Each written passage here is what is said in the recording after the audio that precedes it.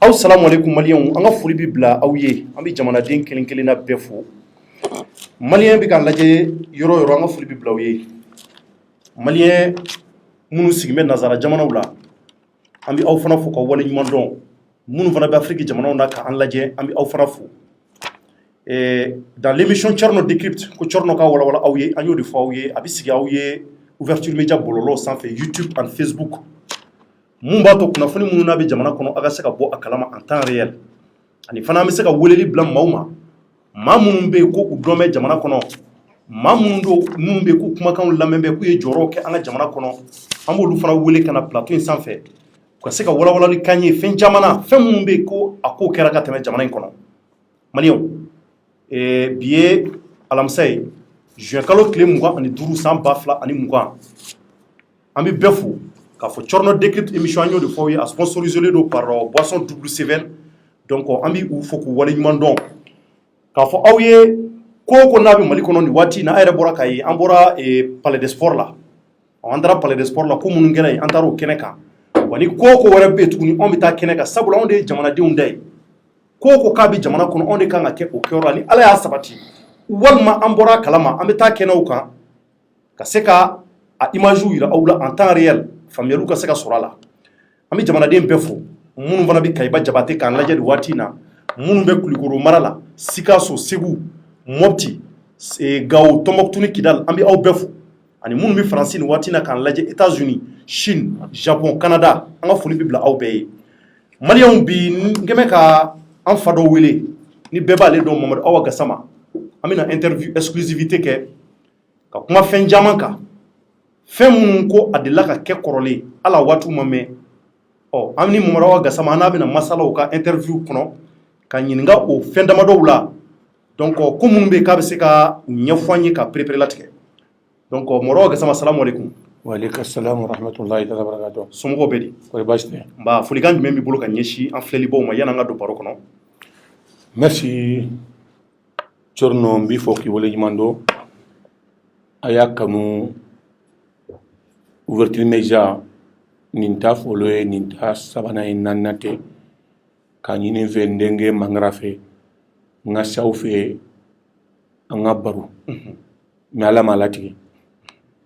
mais Ala y'a latigɛ n de ye a nisɔn a cɛsirilen don a tɛ ɲina sinon n'i ye fɛn ɲini fa fɛ kelen fila n'a tun kɛra maa ye a bɛ décourager mais il a continué k'a fɔ Ala de m'a latigɛ a ye n wele ko yala n bɛ se ka n'aw fɛ an ka ɲɔgɔn baro n k'a ma ye pas de problème an bɛnna kan ko 18 heures ne bɛ bientôt 1 heure de temps n y'a sɔrɔ ko aw tun taara fɛn wɛrɛ la i y'a fɔ cogo min na palais des sports la mais n y'aw makɔnɔ ka na n'an nana o la n'i ye kuma di ma ko yala kumakan fɔlɔ jumɛn bɛ n bolo k'a f'i ye i bɛ makɔnɔ dɔɔni n bɛ laadabila kɛ o ye jumɛn ye parce que an ka jamana silamɛ jamana don an ka jamana ye danbe jamana don an ka jamana ye laada jamana don o fɛn saba in n b'a fɛ an k'o danda plateau in kan silamɛya ye min fɔ ko n'i bɛ fɛn fɛn kɛ dugukolo kan i k'a daminɛ ni Ala tɔgɔ ye ka sitanɛ magɛ ka laban ni Ala tɔgɔ ye la Ala b'i kisi sitanɛ tɔɔrɔ ma an ka danbe ye mun fɔ n'i bɛ kuma i b'a sɔrɔ bɔlɔn kɔnɔna o de yɛlɛmana ka kɛ studio ye i b'a sɔrɔ bɛɛ tun tɛ kuma bɔlɔn kɔnɔ i bɛ kuma ɲini a bɛ d'i ma ni kuma fana dir'i ma an ka laada ni ladabu ɲuman ye mun fɔ ko kuma ka gɛlɛn i kɛtɔ ka ɲuman fɔ i bɛ juguman fɔ donc i b'a daminɛ ka yafa ɲini lamɛnbagaw fɛ an ka ni filila o laada saba in Thierno an b'o danda ka hakɛto ɲini a fɛ hali n'a bɛ taa ni ta an b'a daminɛ ni silamɛya ye o de ye awuzubilahi mina shaitanir rajim bismillahir rahmanir rahim alhamdulillahi rabbil alamin arrahmanir rahim maliki yawmiddin iyyaka na'budu wa iyyaka nasta'in ihdina siratal mustaqim siratal ladzina an'amta alaihim ghayril maghdubi alaihim waladdallin amin wa fi ayatil qur'anil karim ربنا ظلمنا أنفسنا وإن لم تغفر لنا وترحمنا لنكونن من الخاسرين وفي آخر الآية أيضا ربي أسرح لي صدري وينصر لي أمري وهل عقدة من اللسان يفقهوا قولي salli subhana rabbika rabbil izzati amma yasifuna wa salamun ala al mursalin walhamdulillahi rabbil alamin sadaqallahu alazim. ala ka duwawu mbalima lamekelaw mali kono ani mali ko ka an b'a fo silamiya foli o de assalamu alaikum warahmatullahi taala barakatuh. an tilena hɛrɛ la an bɛ wuladani na ala ka dugu ɲuman je an bɛ hɛrɛ ɲini an ka jamana ye ani silami jamana bɛɛ ala kan dɔ da ɲuman fɛ ka labɔ da ɲuman fɛ an kana dogo ɲɔgɔn na an ka kɛ muhamadu abdullahi kira n'a bɛ kuma wagati min n'an bɛ wagati min kɔnɔ a bɛ kuma n'o ye ni sanji dɛsɛ b'a la ni denfaga b'a la ni ninbɔn b'a la ni jɛnɛya dɔ a bɛ kuma ala ye mali jarabi an bɛ balawu min kɔnɔ bi a dogolen tɛ maa si la an ka jamana jarabilen don an b'a ɲini ala fɛ ala k'an bɔ a da ɲuman fɛ ni balawu nana wala ɲɔgɔn fɔ ko silamɛw ni ɲɔgɔn cɛ a bɛ dugawu kɛ ala k'a bɛɛ tiɲɛ kan a ka don da kelen fɛ a ka bɔ da kelen fɛ mɛ wagati ko dɔ cɔrɔna a bɛ tɛmɛ ala ko fɛn fɛn bɛ dugukolo kan a ye wagati de latigɛ n'a sera a bɛ kɛ n'a bantuma fana kɛra bɛɛ bɛ an b'a ɲini ala fɛ mali seginna mali tɔɔrɔla mali ɲanina ala ka mali bɔ a da ɲuman fɛ o ye foli kan ye a lamɛnbagaw fɛ bɔlɔnkɔnɔmɔgɔw lahala studio kɔnɔ u ye n wele n y'a fɔ aw ɲɛna cɔrɔna ye n wele ko n ka na o kɔrɔ ye k'aw sɔnna ko n ka kuma lamɛnnikɛlaw n bɛ yafa de ɲini aw fɛ an ka ɲininkali kɔnɔna la n'an donna maa ma gasi la a ka yafa ma kuma ka gɛlɛn bamananw ko kuma man ɲi ko mantɔn fana man ɲi mɛ n'an ma kuma ɲɔgɔn fɛ bi a ye n wele a bɛ komi muso kɔnɔma n'a ma wolo i t'a dɔn a bɛ na ni mun ye cɛma wala muso sɛfa n'i ma kari i t'a kɔnɔfɛn don donc an y'a ɲini ala fɛ an ye mun kala la kan na ala ka ne sɛbɛti nin mission in na kumaw dɔ bɔ k'an da hakilimaw k'a ta a ka kɛ sababu ye maliyɛnw ka don da kelen fɛ an ka bɔ da kelen fɛ kuma kana bɔ an da kɔnɔ mun bɛ balawu fara balawu kan an y'o de ɲini kuma dun bɛ komi marifakisɛ ni doso taara sogo kɔnɔ a b'a fɛ ka wolo faga wala kami mais ni marifakisɛ bɔra bolo cɔrɔna a bɛ se ka sama faga a bɛ waraba faga n'an donna maa ma gasi la an ka studio in kɔnɔ yanni an ka bɔ kuma la an bɛ yafa ɲini aw fɛ ala kama mais ala ko fana ne hakili la a wele kun ye an ka tiɲɛ fɔ kosɛbɛ an mago b'o la n'an ka laɲini ye ka tiɲɛ de fɔ tiɲɛ ka kunna dɛ tiɲɛ ka kunna dɛ tiɲɛ bɛ komi kuranna kɔlɔ n'i ye kuranna ta ko n'a kun don o don i b'a lamɛn i b'a kɔrɔ f'i ye n'a seri sɔn ma don min na i b'a datugu tiɲɛ fana n'a sera mɔgɔ min ma a tɛ bɛn ma mɛ an kɔni bɛ ala ta fɔ an ye mun kalan ala k'an ne sabati a k'an dusukun yiriwa a ka hakili sabati a ka hakili sigi i n'a fɔ bɛnyɛra mɔden la ala n bɛna mun fɔ a ka palantɔ kan mɛ yan n'an ka don kuma la an bɛ foli bila sababu ɲuman kan sababu ɲuman ko mɔgɔw kana ji d'a ma sababu ko mɔgɔ kana ji d'a ma i kana tɔ dama cɔrɔ na i kana ɲɛ sababu kɔ an minnu ye n wele ka taa mangara la kana bila e la kana bila promoteur la an y'a mɛn k'a ka radio ouverture média a bɛ Sotiba Sotiba bɛ commune 1 kɔnɔ an bɛ commune 1 bɛɛ fɔ ka daminɛ commune 1 mairie ani commune 1 notable kana pressé ma laada de don nafa bɛ nin de la n'i bɛ sigida bonya dɔrɔn i b'i lamɛn an bɛ ouverture média fɔ an bɛ commune ka mairie fɔ an bɛ notabilité minnu bɛ commune 1 kɔnɔ an b'o fɔ lamɛnbagaw minnu bɛ Mali kɔnɔ ani Mali kɔ kan an b'a bɛɛ fɔ ka bɛɛ ɲuman dɔn vraiment ani lamɛnko ɲuman n b'i ka bila la n bɛ mun ɲini fɛ o ye n ka danbe ye o ye jumɛn ye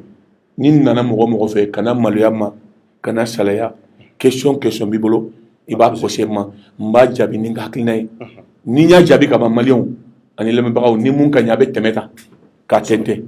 ni mun ka ɲi a b'o bila minɛn kɔnɔ ni mun man ɲi a b'a bila kubeli kɔnɔ ça veut dire que i bolo cilen tɛ kana maloya ma kana salaya i b'i ka question posé ma n b'a jaabi hɔrɔnya ani danbe kɔnɔ salamu aleykum nin y'an dɔnka ye ala k'an bɛ sahaba ma an bɛ y'a min Gasama an bɛ yɛrɛ fo k'i waleɲuman dɔn hali bi k'a fɔ an filɛlibaw ye a ye video in a y'a partagé ani Mamadu Awa Gasama de bɛna kari ɲɔgɔn na bi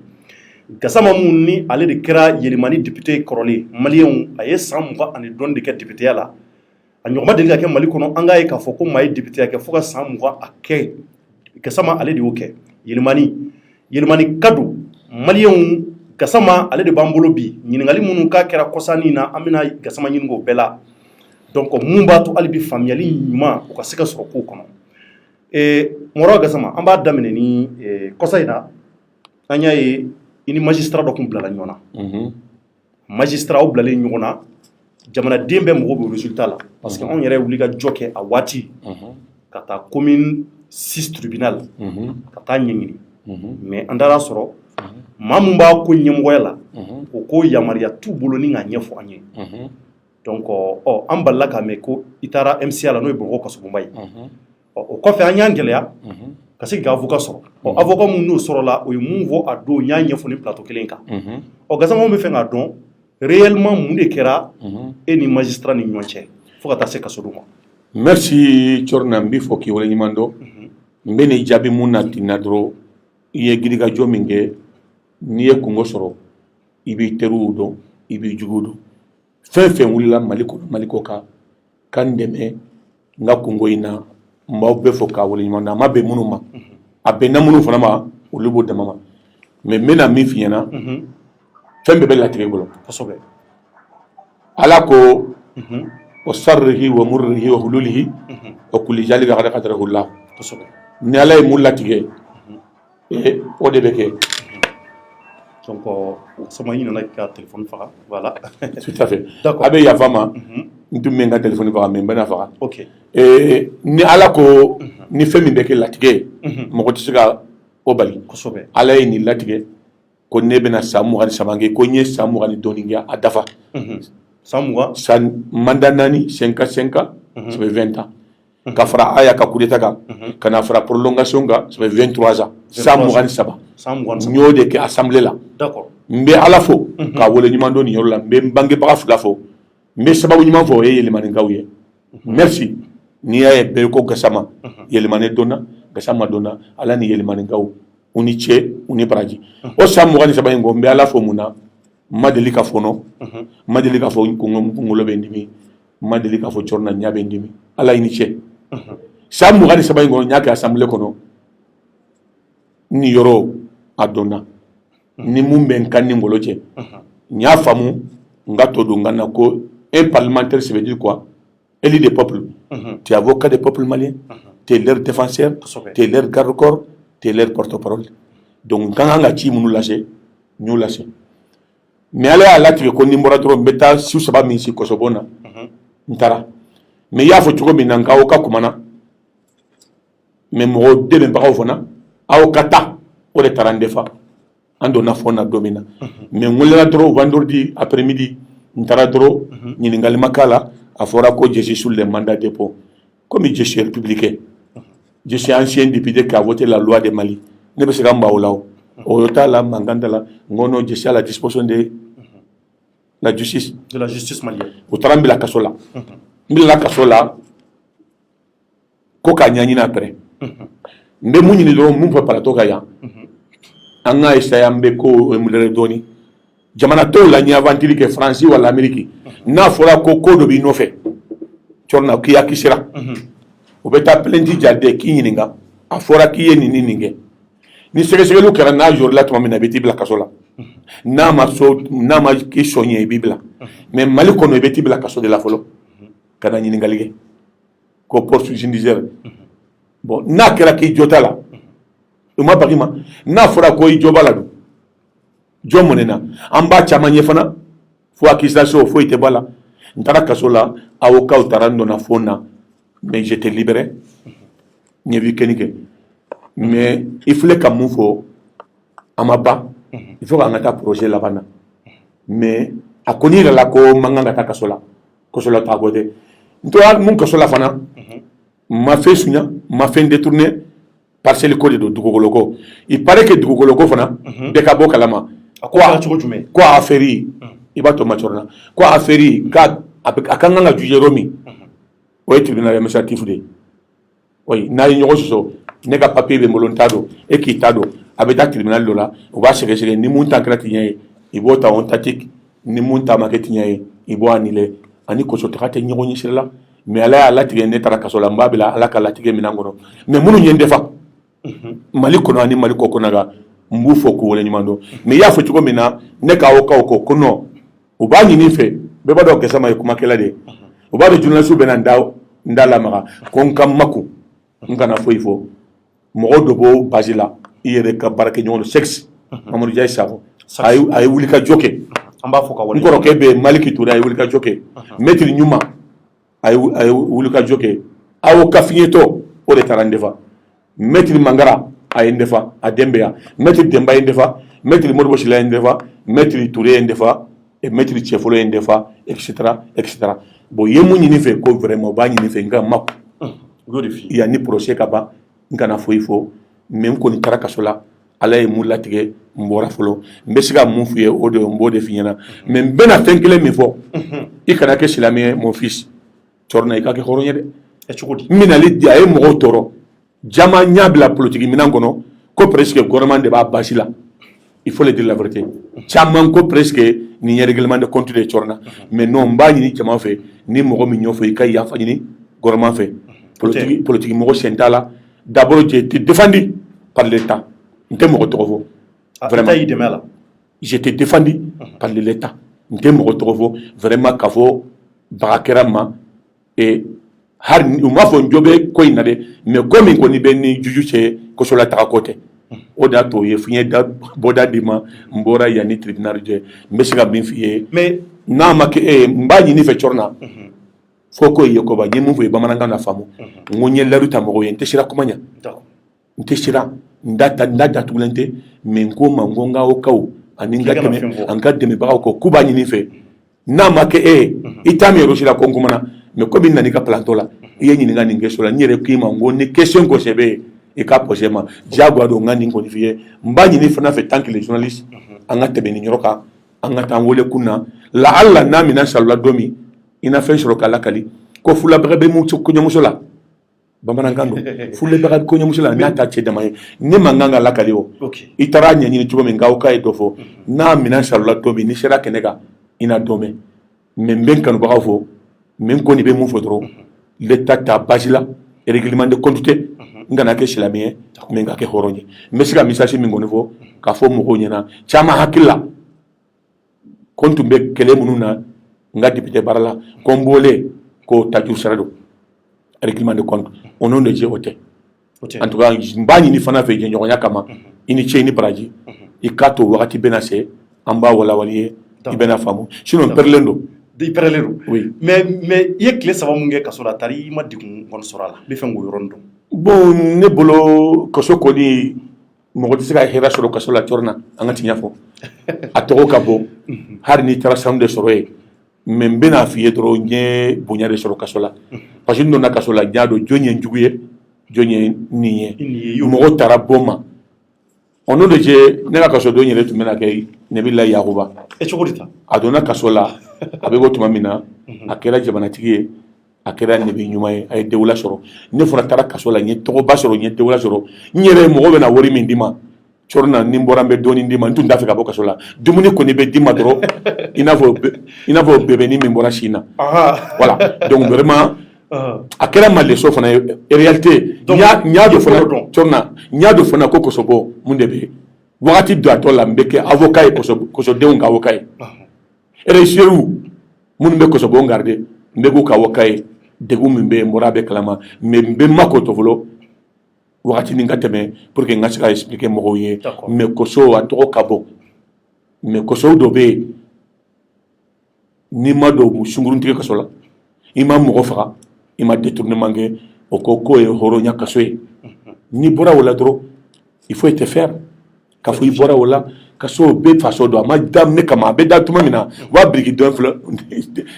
fɔlɔ sigi don min na Cɔrɔna tɔgɔ ma fɔ ne tɔgɔ ma fɔ mais ni Ala k'i bɛ taa ye don min na i bɛ taa ye mais n'i taara ye i ka bɔ ni hɔrɔnya ye ani tɔgɔ duman ye et je crois que c'est ça Cɔrɔna en tout cas n ye leçon caman sɔrɔ n y'a dɔn kɔsɔbɔ ɲɛ n tun bɛ tɛmɛ a da la san 20 kɔ n bɛ taa mɔgɔw fɔ dɔrɔn u b'u labɔ n'u bɛ sigi ka kuma mais n t'a dɔn mun bɛ kɔsɔbɔ yɛrɛ yɛrɛ kɔnɔ réalité fɛn bɛ yen réalité fɛn bɛ yen il y a beaucoup de défauts il y a beaucoup de manque de moyens n bɛna exemple dɔ d'i ma maa 200 ka kan ka kɛ sanburu min kɔnɔ n'i ye maa 500 k'a kɔnɔ o kɔrɔ ye k'u ka sa i y'a pɛrɛw dɔ ye marché dɔw fana degunna u ye kɔsɔbɔ k'u b'a forcer ka kari dégâts kɛra il y a eu 5 morts a ka bon hakili ma Ala kana to mɔgɔ si ka taa kɔsɔbɔ nɛnɛ mais ni mɔgɔ min bɛ taa n bɛ dugawu kɛ minnu ma taa fɔlɔ n'i bɛ taga i ka taa sira ɲuman kan i kana taa maafaga sira kan i kana taa détournement kan i kana taa jɛnɛya sira kan voilà sinon a tɔ kɔni jasimu a tɛ tɛmɛ o kan nin jaabi diyara n ye Mamadu Awa Gassama an b'i yɛrɛ fo hali bi k'i wale don natɔ la i y'a fɔ cogo min an bɛna don a ko ɲɛɲɛ na mugu bɛɛ la k'a walawala donc maintenant an y'a ye i bɔlen i bɔra ka n'a sɔrɔ y avait une crise socio-politique au Mali hali bi an b'o crise kelen de la dekun mun bɛ jamana in kɔnɔ nin waati in na jamanaden dɔw murutira dɔw ye wulikajɔ sabati ko k'a fɔ ko Mali mauvaise gouvernance ko ye ba sɔrɔ an ka jamana kɔnɔ k'u y'a ye k'a fɔ o kɔfɛ assemblée nationale ko maa minnu talen don ka bila yen k'olu ma sɔn cour constitutionnelle mɔgɔw fana ko u ma sɔn fana donc k'olu b'a laɲini IBK a ka fanga bila institution fɛn bɛ a bɛɛ ka ci e dun bɔra an balila k'a ye dɔrɔn e yɛrɛ taara fara o jama kan mun y'i bilo la bon Corna journaliste kɔni n'a b'a ka baara kɛ kuma siman bɔ a da ma hali n'a b'a kalama ko réalité ye mun ye ni mɔgɔ mɔgɔ bɛ fɛn kalama ni nin ɲɔgɔnna kɛra Mali kɔnɔ n bɛna tiɲɛ f'i ɲɛna han n bɛna tiɲɛ f'i ɲɛna bi han Corna mɔgɔ bɛ tiɲɛ na ni ko wulila mankan mana wuli sigida la wala jamana kɔnɔ ni mɔgɔ min ko moi je suis centre o tɔgɔ ye nafiri de ye o tɔgɔ ye mun ye nafiri jamu t'a la dɔrɔn nafiri kɛlɛ mana wuli kira y'o de fɔ a ko ni bala wulila soit i ka kɛ tiɲɛtigiw fɛ wala i ka kɛ kalontigiw fɛ donc anw kunnafoni mais n tɛ yan fɛ kunnatigi fɔlaw n'a bɛ centre la d'abord aw tɛ centre la o aw y'a yɛrɛ kɛ centre mɔgɔ ye pour que n b'o f'i ye parce que n y'a ye n'a ye tiɲɛ ye a b'a diviser hali ni ne bɛ palantɔ min kan o kɔrɔ ye i b'a fɛ ka fɛn dɔ min ɲini k'a fɔ maliyɛnw ɲɛna o tɛ centre ye o bɛɛ n'i ka baara mais a ka ɲɛ a ka kɛ nin cogo la a kana mɔgɔ si ka défense ta avant k'a ka tiɲɛ ye c'est ça la vérité a bɛ fɔ mɔgɔ damaw dɔ bɛ sigida la dugutigi alimami lutigi ni mankan wulila kana mɔgɔ difa dɛ hali ni kɔɲɔmuso dɔ il faut rester honnête la'alla ni ko sɛri ma n'i y'a tiɲɛ fɔ journaliste bɛ ten don aw jɔyɔrɔ ka bɔ an b'a ɲini aw fɛ dɔrɔn aw caman bɛ yen tu m'excuses le mot o de ye n ka force ye n'u ye 200 min na u bɛ taa fɛn sɛbɛn maanifin kan k'a ka danbe buruja i bɛ taa sɔrɔ tiɲɛ tɛ mais sinon c'est obligatoire a ka ɲaɲini renseignement ka ko ɲaɲini a kɛra cogo di n tun bɛ yɔrɔ min na ni ma taa kan to yen n bɛ paniquer parce que n bɛ kuma ni hakili de ye n y'a sɛbɛn arabukan na diyagoya don ne ka ye nin kɛnɛ kan parce que n ye maliyɛn ye n faso ka di ye n tɛ fugari ye dusu bɛ n na comment quelqu'un peut être à l'Assemblée nationale de Mali i bɛ Mali ka loi wote i bɛ maliyɛnw ka intérêt défend ko maliyɛnw ka kungo bɛ wuli k'i tɛ taa fan kelen fɛ n bɛ taa fan kelen fɛ ça c'est mon devoir filanan a jateminɛ mouvement min bɛ ɲɔgɔn kan je suis dans un parti politique Gassama n'an ka ko tɛ Yélimane ko tɛ c'est le problème de Mali ni Mali ko wulila ni ne ka parti Union pour la République et la démocratie IRD n'o taara fan min na ne dun ye IRD vice-président dɔ de ye n y'a den ɲuman dɔ de ye ça je le dis ni quelqu'un qui l'aime IRD quelqu'un qui va partir pour IRD ne b'a la en dehors de Soumaïla donc ni IRD bɛ yɔrɔ min na n b'a la mais n b'a ɲini Ala fɛ n'u bɛ kɛ yɔrɔ min na a ka kɛ tiɲɛ fan fɛ n dun b'a dɔn tɔɔrɔ yɔrɔ min na ko an kan ka o kɛlɛ kɛ i ye ɲininka ko mun de kɛra c'est trop bamananw ko bonya a laban ye bori de ye to dun kan ko ni hakɛ mɛnna a taara bere ɲini la tɔɲɔli kɛra jamana kɔnɔ dɛ merci Moussa Mara ne ye silami de ye ɲɛkɔrɔn de ye ni mun kɛra don min na n b'a kɔnɔ j'ai écouté les interviews de Moussa Mara bravo Moussa Mara il faut aller les interviews de Moussa Mara seulement a ko Dionkala ça va pas Dionkala ça va pas an b'a fɛ IBK kanubagaw an b'a fɔ mɔgɔw ka ban IBK la dɛ mais an b'a fɔ dɔrɔn a k'a fɔ k'a ka régime ça ne va pas an ma hɛrɛ sɔrɔ fansi Corno ne bɛ e yɛrɛ ɲininka sisan de bɛna bɔ journalisiya la o IBK bɛna kɛ candidat ye il n'est pas de programme a ka programme kumakan 5 don a m'o kɛ sɛbɛn ye dɛ c'est un slogan mot de campagne n bɛ nin hakili jigin qu'est-ce qu'il a dit c'est Mali d'abord c'est bonheur de Mali c'est honneur de Mali je vais lutter contre la corruption et je ne vais pas négocier avec les rebelles voilà les 5 mots Corna je reviens à toi i ka bɔ journaliste ya kariya kɔnɔ est-ce que nin fɛn 5 yi e nana cɛ mon frère IBK ye jumɛn kɛ nin fɛn 5 in na suwa kana to ka mɔgɔw ɲɔgɔli dɔrɔn ka question poser an bɛ question yɛrɛ tourner aw fana kan o de ye fasoden ɲumanya ye dis-moi Platon nin fɛn 5 yi IBK ye jumɛn yɛrɛ tɛ nin fɛn 5 Corna nin fɛn 5 in nin fɛn 5 in na mais malien famba makuta ka kuma kanduru imbela ou fulareta. Je ne vais pas négocier avec les rebelles en bolona nanadro 2 mois 3 mois noroko beba. Les deux corruption nyalemba nga jamanaka. Ubaga kanga faso jigine draki.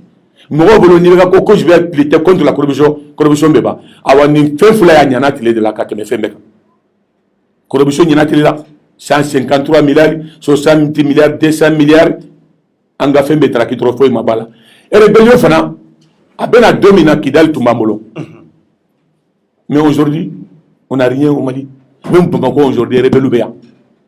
Nyame ko kunu di chevare dugu togo di jenne kwalfurula ko rebelle tumbe. Donc ça veut dire que ça ne va pas. Donc si ça ne va pas, même si ka famu chogo dubana chorna. Mogo munu ngoko ibeka ka fangabla munu ba basila.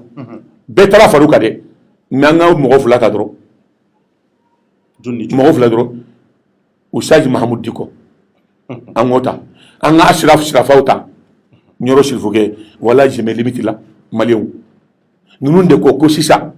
Comme malien ka yafuma ou yafo publiquement. Ko lui a miri be ka betayo mi kama se.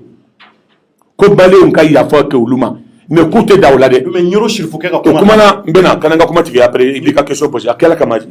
Ni be kuma dro o de be journal subila nyona. Ata mais sujet minga c'est important. OK, vas-y. Nyoro silfuge Mahamoud Diko. Jonye be ka soutenir ka temuka. Jonye be ka soutenir ka temuka Nyoro silfuge Mahamoud Diko. En 2013 où il y a de Silami, Mali Silami de Kachao, 95% des musulmans, Koutuba Michirou, faire la salle Michirou, Koka, Koutuba Berta, Kobeka, Ote, Ibekaï. C'est pas Mahmoud Diko qui a fait ça. Nyoro Silfuge, quoi, Kalane Bero, Kouka, Ote, l'intérieur est serré. Allez, Madaoulade. Mais c'est qu'il faut aller au Tekase, mais quand on a fait le cas là, Kassigna, Kalakaka, Douauke, je suis témoin, Ibeka Tarama Kasalako, Moro Mingo, qui était président. Nyani na la fe ala sona ibeke president nya katiki to balole kandeni eto balole Nyoro Silfuge iladi aya bolo da kongologa ay majube akra president nya mogo min gwate ke president nya ashega mali mana ça c'est Alpha, il faut le dire clairement, Alpha be balole asara ibeka te balole ya Nyoro Silfuge te balole ya ama do fana le aya ka wori kala jusqu'à 700 millions mogo te dugologa munye o nyogonke ibekay munum be pam palabi entre nyinaw au moins nous Mahmoud Diko ko na manya wala fulana fana antu jeregi muna nyamerican dole neni ishigile sa chornan ki manko ni manyi ngati nyala maya fima ne mo fois yofo ibeka mafo mishiri bakono ko shilama wade ge president ni filla na mafo maya foma o folim ko munde tora o ma breta o ma marfata il ko kaka fangabla ça ne va pas nebi nyingawo est-ce que ça va au Mali? D'abord, je reviens en question en état rapidement. Ni be magnifique ni nga be ko est-ce que ça va au Mali? Ikana adama de ni nga.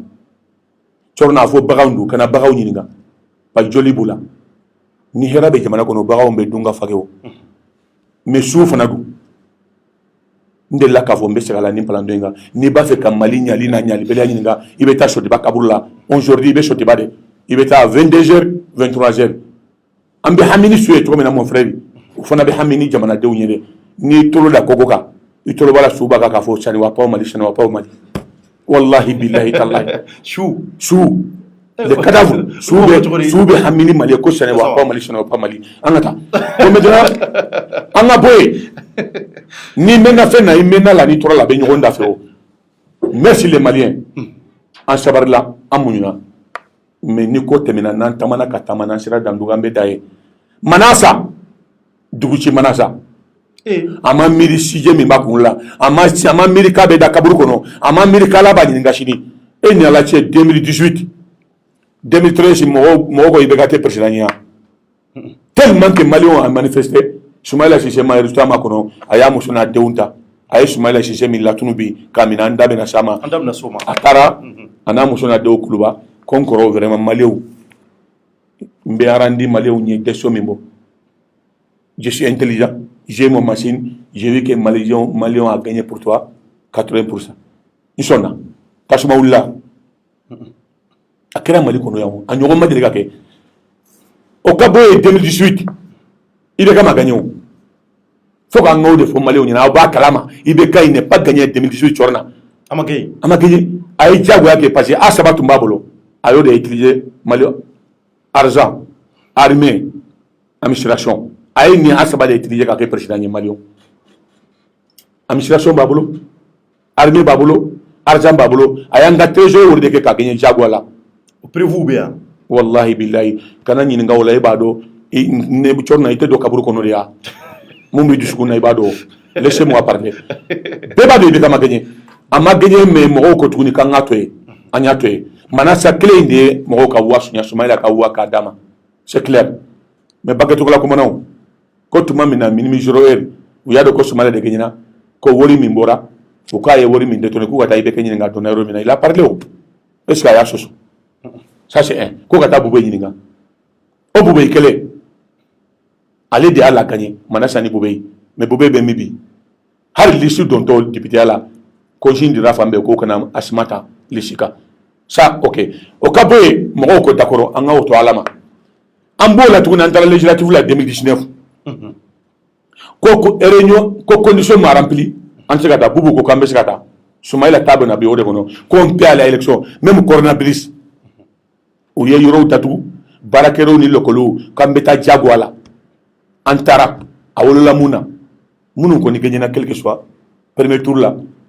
Il a faut Alou Bakar Diallo. Il n'a pas Soumaïla Sissé, Madame Yoro Djubala, ou l'ou gagné depuis le premier tour. Ou l'ou Tassoro. Même dans le deuxième tour là, nous avons gagné vis-à-vis. Au cas de vote là, au cas commune, au cas région, administration territoire, ministère pour réclamer qu'il faut gagner largement. Je suis allé à Mumba. À Chela Manasama, à Talaka Karakilige, Mena Moro Hakliga et Bonemingue. À la Tatoeo. Aye mo ka voiture katige mais balawu ye munye hara ye signalé minge katige tuguni pare ga ne kara kelimina yoro do balo be gagné c'est ça journal la vérité aye tigeli minge de ka mo ka wani le réalité mon frère il paraît que même ni jali mettre demba nyoko na be romina ils sont très intelligents aye communiste si c'est katige akuma gagné mais mettre demba kara kita ko même avec ça 300 voix ils sont en tête. Or qu'avec un seul loi, il est gagné. Aïe, Malion, combiné 1. Député Mounoumé na Wende, Ayuka Watige. Combiné 6, Ayuka Watige. Combiné 5, Tembeni, Ama gagné. C'était une honte. Ndabena Samao. Chigaso, Mounoumé gagné na Ayuka Watige. Bougouni, Ayuka Watige. Kati Cherekili. Ayuka watige c'est clair har sumu be kaburu kono ubado ka fo nunde kanyina manasa yutige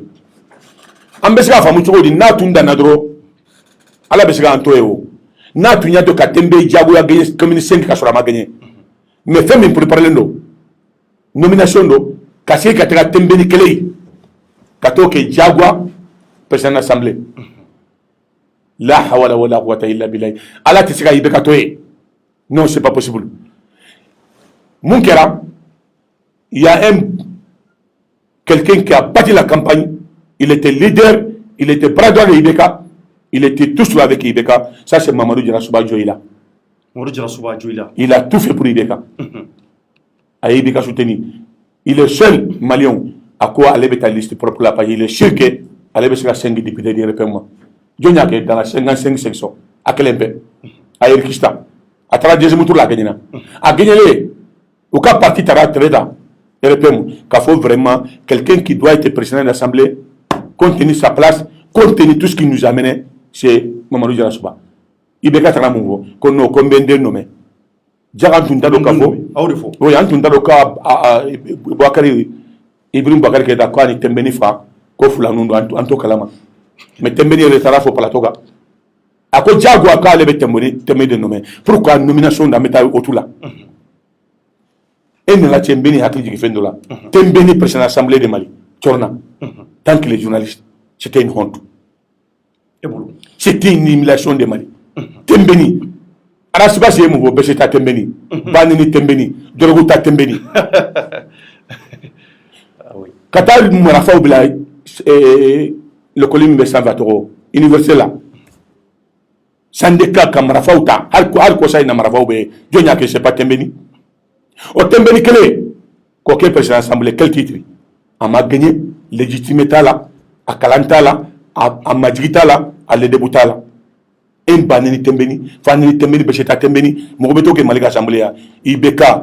wallahi har ni an y'i to ye ala t'i to ye to nin bɛɛ de ye dusu bɔ ça c'est un ne kelen tɛ maliyɛnw a fɔ yɛrɛ mun bɛ kɔnɔ i b'a dɔn ça c'est un i to n ka tila cɔri na j'entends de concentrer o ka bɔ yen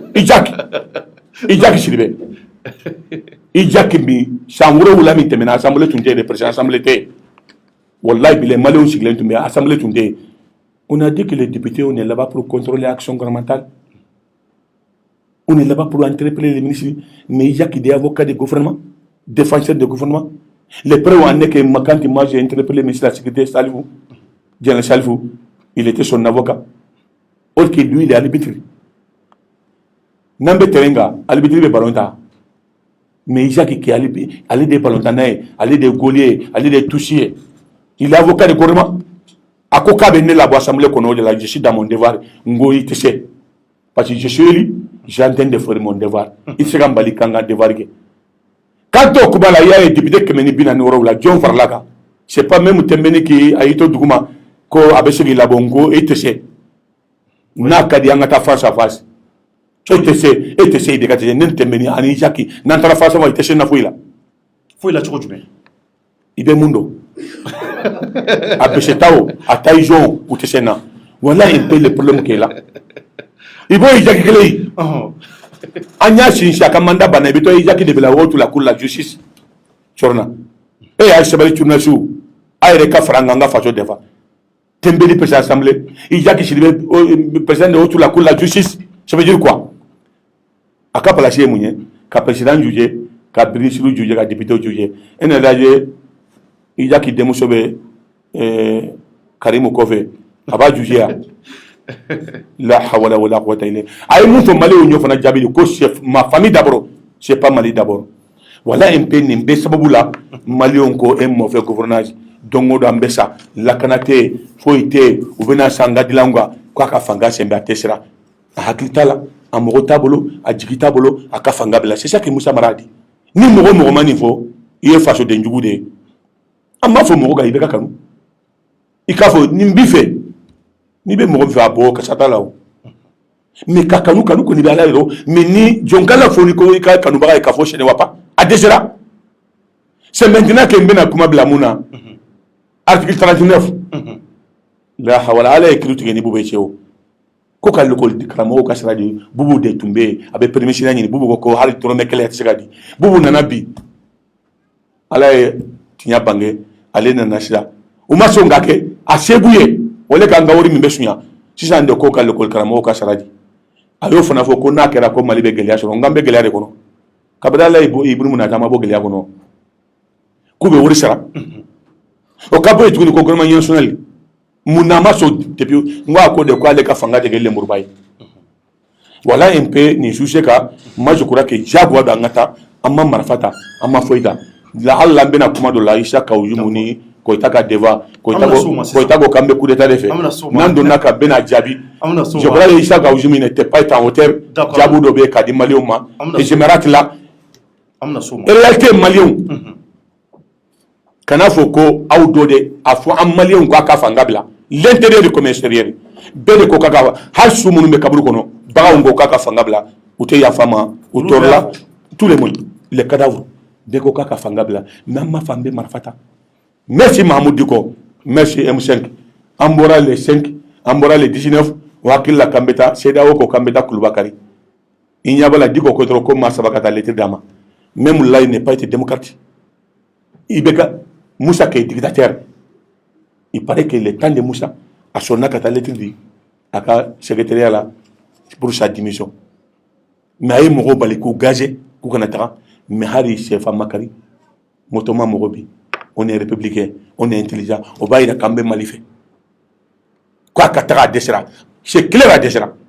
ni mɔgɔ min ma nin fɔ fo ni mɔgɔ min bɛ ka kɔnɔbara ɲini k'a fa u ta ɲininaw sinon i bɛ ka dɛsɛra a tɛna foyi k'an ye tuguni d'ici 2023 a sera ne ko ni tamana ka taama ka ni sira dandugu i ma se d'a ma wa i bɛ ka sira dandugu il a aucune capacité pour gérer le Mali fɛn bɛ ti ɲɛna bolo foyi ma ɲa a ka layidu 5 in na foyi ma dafa et ni beta question mi ne beta wala bi jabo ati tabo ka gasaba donc maintenant ye kuma mun fo kuma bawdu donc maintenant ambi fenga na idasira diba muma ni oye kawjim an Amadou Koita ka diba kawjim kuntalendo M5 RFP représenté bon anya ye jekulu mun wana ni o sigira senka au CFR donc nous convergence des forces républicaines donc olu ko kolu ka jekulu sigi kunde mun ba to anga jamana institution ka se k'u défend biere ou assemblée générale kube donc débat yin sigira senka e mun famiya la jumɛn jara iya ko la ni mun ma jɛ corna ala ka mali dɛmɛ haribi an b'a ɲini ala ko ni balawu nana ka se ni hakɛ ma k'an kana banburuta an kana marifata ɲɔgɔn kama k'an ka ɲini mun ye a duwawu o sadaka kasama ka kumakan de wurana de o de ye n fasiha ye a duwawu o sadaka bɛɛ ka duwawu kɛ mɔgɔ de da jarabilen don mali bɛ on a une situation grave an bɛ dingɛ kɔnɔ Issa Kawjimu ni Amadou Koita yɔrɔ dɔ la ɲana merci Salifou Sanogo a ye fɛn dɔ ye exemple di maliyɛnw ma an tun bɛ sigi ka makɔnɔ jusqu'à maintenant maliyɛn minnu tɛ tubabukan mɛn bɛɛ natalen dɔ ko k'a walawala bamanankan na kuma minnu fɔra mais c'est intéressant hali n'u ma taa an bɛ mun ɲini mais c'est intéressant mais Issa Kawjimu n'a sɔrɔ o nata kɛ ne b'a dɔn ko a ka bon a danbe ka bon ni a bɛ komi n'i taara sanu ni nɛgɛfin bila basikili kelen kan Issa jamu ni Koita y'o de ye oui sanu ani nɛgɛfin jɔn ye sanu ye Issa Kawjimu nɛgɛfin ye Koita de ye je vais te dire clairement Koita yɛrɛ mɔgɔw m'a faamu n bɛna walawali ka patron kan c'est important est ce que a ta ka poste wɛrɛ ɲini c'était un ancien ministre hein muso min tun bɛ yen madɔ ko sila a tun b'a fɔ a ye Michel il n'est pas ministre hein c'est l'ancien comme moi il faut le dire ancien député honorable ancien député mais il est plus ministre gouvernement tɛ mais a b'a fɛ k'a yɛrɛ kondiri k'a yɛrɛ fɛɛrɛ maliyɛnw ma mais a mɛnna la a tɔɔra la i to i mɛnna la ni tɔɔra la bɛɛ bɛ ɲɔgɔn da fɛ a tɛ kɛ foyi ye bilen c'est pour ça que c'est possible parce que i bɛ ka fanga ni mɔgɔ min b'a nɛni k'a lajaba a b'olu de ta il faut prendre cas comme Amadou Koita, cas comme Tchébelen Dramé, cas comme Amadou Cham, cas comme qui ni mɔgɔ min b'ale nɛni a b'o de ta ka gouvernement kɔnɔ sinon Amadou Koita kɔni o de y'a to i bɛ ka régime a tɛ hɛrɛ sɔrɔ parce qu'il y a aucune légitimité ministre dɛmɛw dɔ bɛ yen u man kan kɛ hali gardien même chef de famille u man kan ka k'a ye 38 ministres n'étaient pas morts, mais qu'il n'y a pas de cas, il n'y a pas de cas, sinon tout est zéro. Quand Amadou Koita tarade, quand tu as posté kura wéreni pour que Kaye reconnaisse la ministre, mais il n'y a pas là. Issa Kawjimu quand même, malin be mou fait, ou engagé regroupement be mou fait à connaître la cavo, qu'on a besoin de démission des régimes de Ibeka. Maman faut Ibeka tourner. Mais jurisi do tumbe afana tara da sokofo no ay mou fo attaque la moi je n'ai pas juriste je n'ai pas été à l'école mais j'ai plus intelligent que lui a ko ni be ka démission là ko yala jomba ka démission mina non c'est pas ça a fora le kaka régime de kata manasa kata assemblée kata no tara anga fanga bena tabilika oye juma transition on va gérer ni ay me bi ka démission de mo oye ni ko régime be Issa Kawjimu était clair, malien. À quoi on va faire des canards régime de Kata ou de Sera. Assemblée bala, ministre bala, cour conseil bala et fait on bala. C'est ça qu'il a dit. Nous ferons autrement. Ni beka régime de Kata, John Betoye. Na fora kou Katara, deux kou Tara. Moussa Sabako kou Tara. Ama fola ko ni mala kalide. Moussa Sabako joli. Mena. O joli. Moussa Traoré. Maliyɛnw de la k'a fɔ k'a ka taa 91 a ko maliyɛnw ma ni misidenninw tɛ jara dɔn u b'a dɔn n tɛ taga yɔrɔ si ala bana cogo di Musa Mara n bɔra k'a kanu ne n'a taara devant la interpellation ko monsieur le ministre il faut démissionner a ko Gassama n tɛ taa yɔrɔ si ala bana cogo di Musa Tembeli fana Musa sabanan fana ko k'a tɛ taa il est en train de tout faire ko assemblée tɛ ci man kan tɛ ma o ka dɔgɔ a la o a fɔra ko i bɛ ka de ka taa n'i bɛ ka régime ta la i bɛ to yen mun na mun na institution bɛ donc voilà Issa Kawjimu ko kanko régime bɛ de ka taa jurisi bɛ taa kuma dɔ fɔ on dirait k'ale sarilen ba kama ko n'an taara ta constitution c'est quoi ça c'est quoi ça ça c'est les deux muso min tun bɛ kuma di marakamuso dɔ n yɛrɛ balimamuso dɔ Isa Kaouzi Moya Fayo, avec tant de problèmes indinouma, on a compris que quoi allait faire n'abaka placer des jours là. Après, avec tout comme Isa Kaouzi Moya interrompu. Mais non, pour sortir de cette mot-là, Amadou Koita Kelly, on n'est pas ngao. Est-ce que c'est le même Amadou Koita de Jamel Bitar, non? Jamel Bitar, qui a la modienne de loi. AFM, il faut que tu aies Babla Maka. On m'a dit, on a trahi. Est-ce que Amadou Touma Toulega, Amadou Koita doit? Ne me question pour ça, Amadou Mbelaye. Est-ce que c'est le même Amadou Koita? Amadou Touma Toulega, Djelike, Amadou Koita de loi. Soumaïla, si c'est que Salom Bakalama, Katabeli Bakalama, Kushini Kono, Nena Bedumuni Menangelono. Oh, Yamadou Koita Kelen doit. Oh, tout le monde a mort que c'est la mienne qui est Horo Nyabani. Non, je suis désolé. Odato, comment ça s'appelle? Bakary Togolako, comme Manganchila, ou Koga Doni Kudakono, c'est vrai. Anya et Mounoumbe sous compte Doni Kerudakono Imaku, Anya et Mounoumbe, Ibeka Deni, ou Betara Binisila. Ça veut dire que c'était une honte, le pays. AFM Nivoka Kera, Juan Kera, il a fait le bilan de ATT. Mais Nebe Mouni, mais comment Blamuna, attaque à la Kama, Chorna. Ah, Hakilibe avait fait Mara.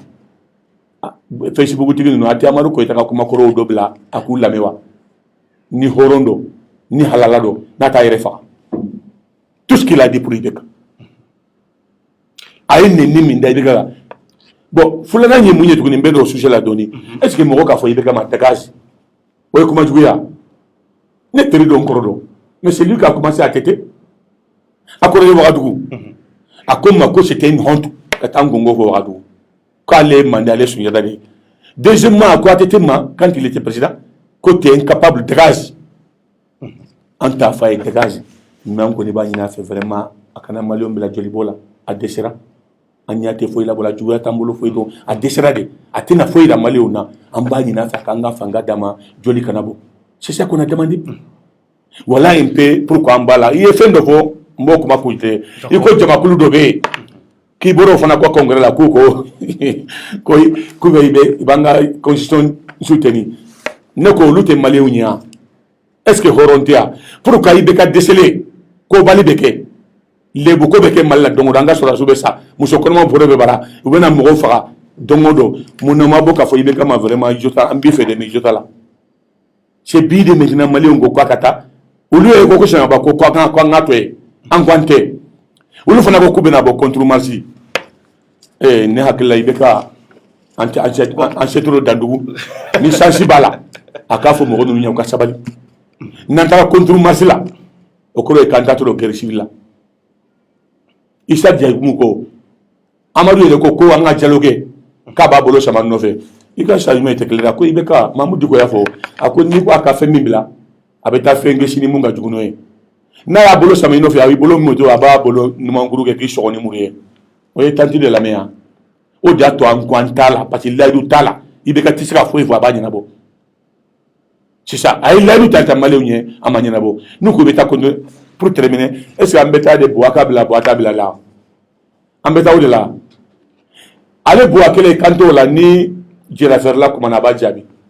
autre poussera ba jabi ako boaka bla bo si fakata ako ni do fa ke fenye je crois que wakati ni teklere c'est tous les Mali qui est soulevé. Et bah la chorna har ni ma kuma ikono be kuma idu su kuma ambere ko Ibeka desra ambere kuna fulila adu ba adu te be adu te ba Ibeka fe d'abord ni skoroyate chorna adu ka nganga ba Ibeka la za damina kaula tunu comment Touré atodi vraiment Touré et a ejo dumana ka régime ko ma contre journaliste abaka barala kala tunu anya etuni ka rajali kuba mina kada tugu anya esegisi kuba mina kada tugu ani jontu ne distra e le chorna turbe na simao c'est ça les adu maka barala ça journaliste nous kuna fundi la TFM ba e régime mu intana de ka fenfo anga télévision ka ke fatinye fait fo télévision na Ibeka ma jamu kandro nyumante fo o da to anka kata ambani na ala fe kuma do be mbena shoma ko médiateur wulla anyame ko médiateur wulla ambufo ka wole nyuma na parce ni tara nyuma kella na hare make ini praji anya fe changer bo Ousmane Madani hare wulla mais yemu fanta do ni wulla kata deleke ma afala nyoko je ba fa kasama yuta la bila ni y'a fɔ n ye gundo la ni ma sɔn a fɔ kɛnɛ ka mɔgɔ k'a dɔn k'i ye jɔrɔ kɛ an y'a mɛn ko Bamakɔ tigiw la u ye mun fɔ yala minnu ko a ka taga olu jɔta la wa wala i bɛ ka mɔgɔ tɛ se k'o fɔ bɛɛ ko i bɛ ka nin jɔta la mais an jɔta la a y'an faso ci an ka to yen Mali ko ka ban an ko an tɛ an y'a mɛn CEDEAO mɔgɔw nana olu dɛsɛra an y'a mɛn ko CEDEAO wɛrɛ mɔgɔw u ka président ɲɛnɛ bɛ na u bɛ na mun fɔ est ce que u ka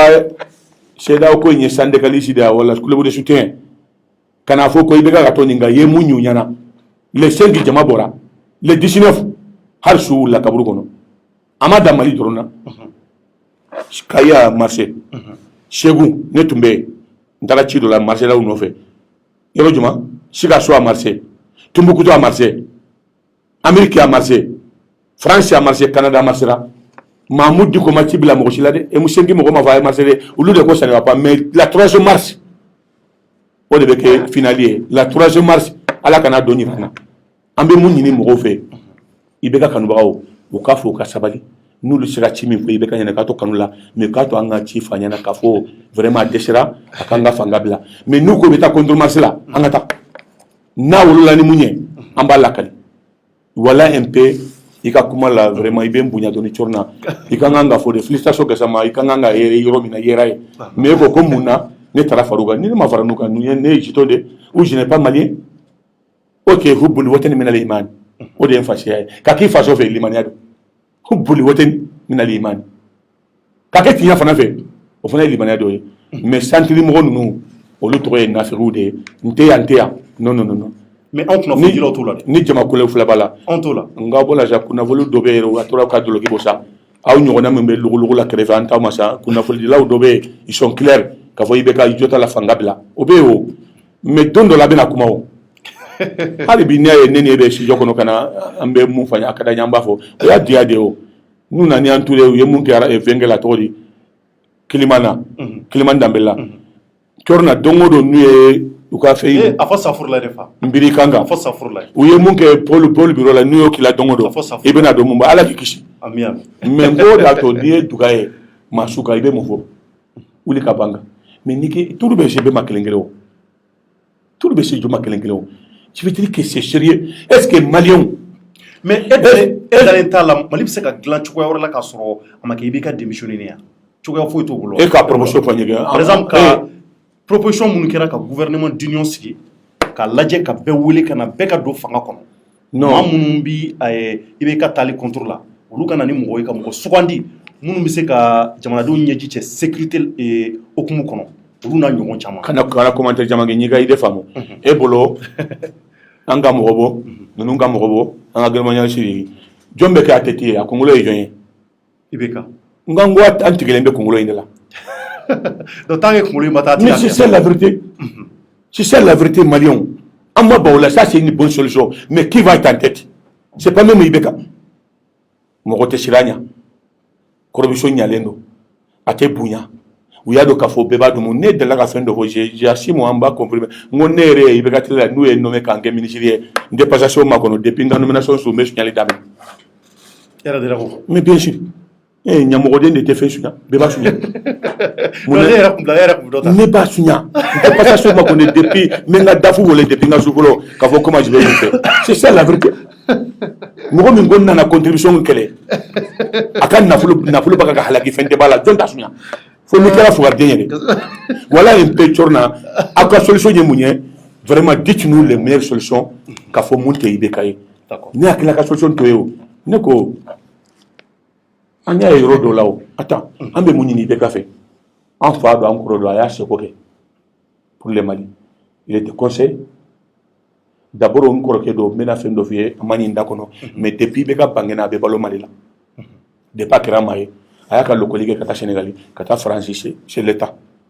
a bɔra yan nana u y'a kɛ conseiller a Kuluba à l'époque Soumaïla Cissé il était secrétaire général à Kuluba a ka patron tun ye Soumaïla ye u ye 190 d'a ma ko a nɔgɔlen da tɛ don a kɔnɔ depuis la n y'a faamu ko mun b'a la si Alpha il n'est pas bête a bɔra o la a taara kɛ mun ye non ambassade fuyi y'a ye dɔrɔn a m'a ka lettre crédit min na a ko non ani Bako c'est pas la peine u bɛ baari kɔnɔ a ko a ka segin a nana a kɛra affaire étrangère